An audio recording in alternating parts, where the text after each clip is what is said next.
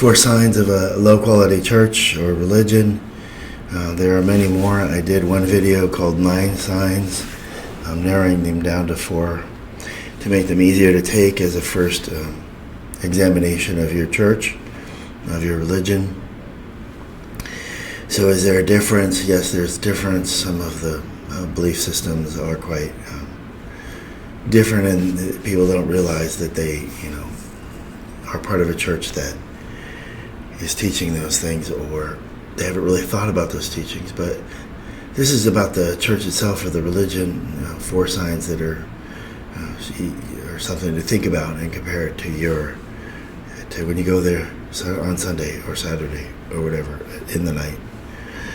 What is the number one would be, what does your beliefs say about you? What does your church's beliefs say about you?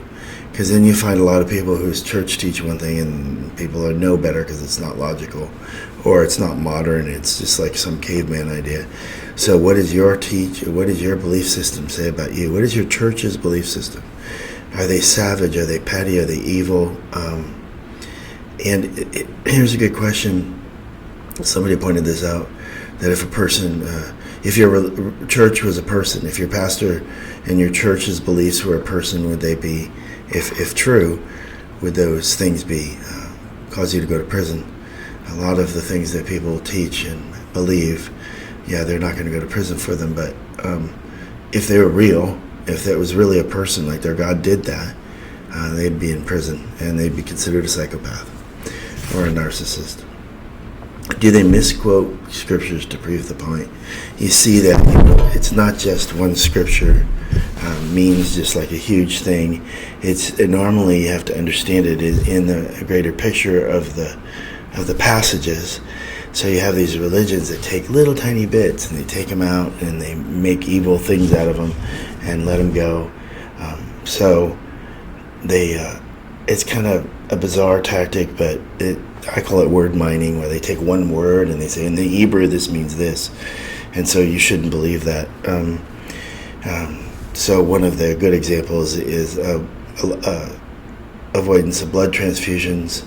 You can look in the scripture, they're taking it out of context really bad, this religion that avoids them. Those who avoid medical procedures, they take scriptures out and form their own beliefs, or some guy does, or whatever, some group of men. And in reality, the context meant something completely different in the understanding. So does your religion take scriptures out of context to try and prove their belief systems? If you take any book, you take a book of history or philosophy, and you take little passages out of it, you can prove anything you want. And it's kind of a data mining or word mining situation. Does your church make judgments about everyday life? There's a scripture, I think it was Paul that was saying about not doing the things of youth do. And I'm thinking, well, wait a minute. So there are things, everyday things that everybody does. So if you think that God's going to curse you for that, then your God doesn't understand basic human frailties and problems. And I don't think a real God would do that. I think a real God would understand human beings. They'd understand divorces and infidelity and dishonesty and all those factors. They would understand the stages in life. And so does your religion make judgments on everyday problems adversely and think you're going to burn in hell, or you're going to get shunned in the church or whatever?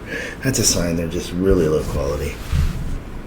Does your religion stay out of your bedroom?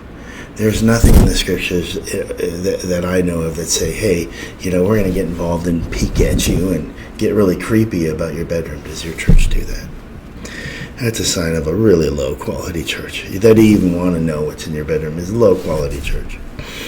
Does your church use shame or threats of eternal judgment, retribution, death by God for the shortest amounts of life in the time in this world? I mean, think about it. We're only here 70 years. How evil of a God would think they're going to punish you forever because in some fiery, painful place forever because of this short period of time? And then given your family and your resources and the judgments you made, most people make the very best judgments with the time they make them, with the understandings they have, with the feelings they have, and even bad decisions can be done correctly at the time. Because if you could get in a time machine and tell yourself that's a bad choice, then you'd know. But most people try and make the best decisions they can. Does your religion actually does it actually use shame, like, oh, you shouldn't do this because God will do this, or you're going to be shamed in the church, like shunning and all that malarkey and stuff? Do they use those tactics? Those are just the social pressure tactics, and it's a real sign of a very low quality church. Is your church greedy? Is it politically active? Is it in bed with the government? Those are in the scriptures. There are illustrations by Jesus if you want to read them.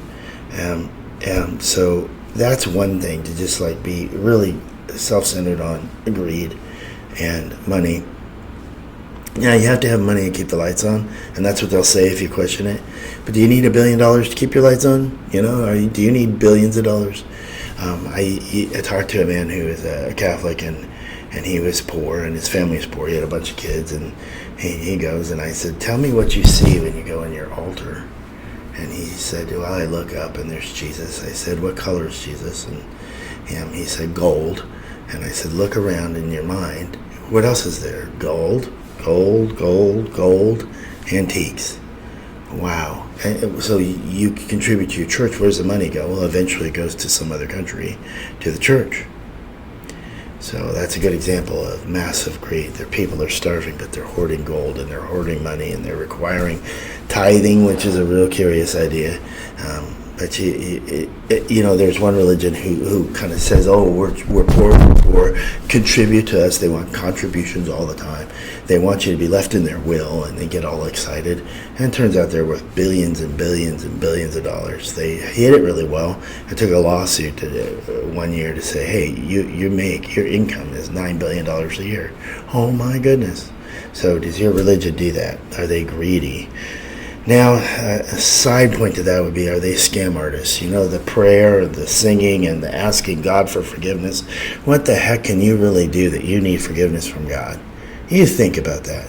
That's just a real petty God, if that's a puny, petty God, if that's the way your God is. And it's a low-quality church. So scams and con artists.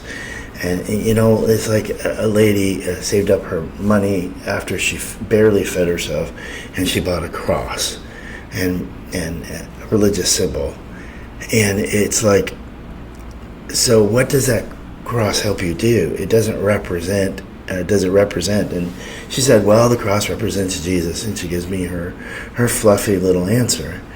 But in reality, it's a murder weapon, and it'd be like hanging a machine gun from your windshield. It's like they get these crosses from your rearview mirror, but it'd be like putting a machine gun there. The cross is a murder weapon. It's not actually represent Jesus. So it's like kind of an evil idea that you would have to have a cross, and that you would have to suffer to have a cross.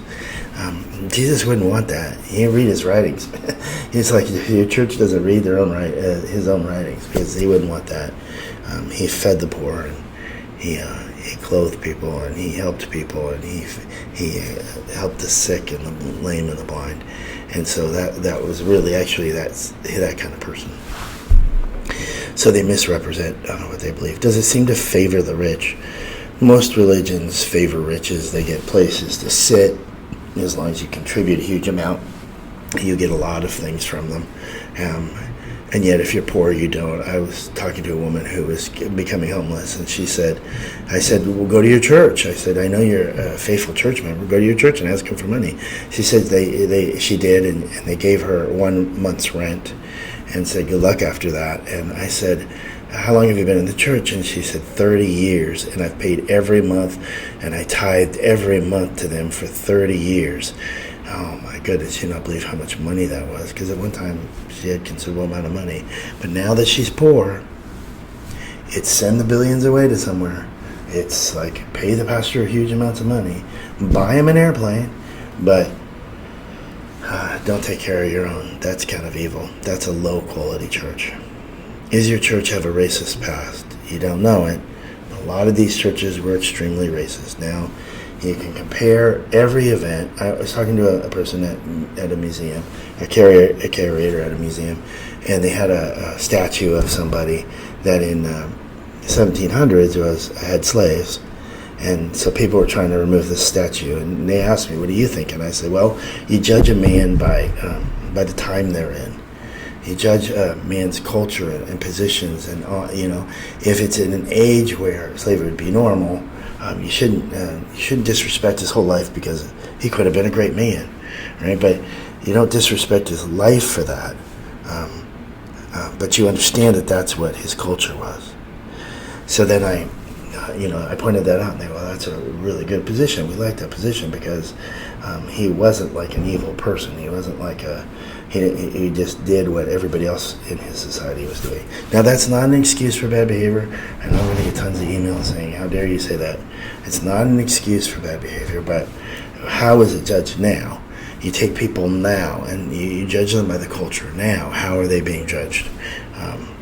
And so the racist of maybe the far past in these religions really wouldn't apply today.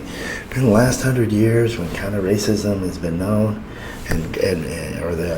since the Civil War, if those religions have been really racist, then you probably have a bad church. You have a really bad church.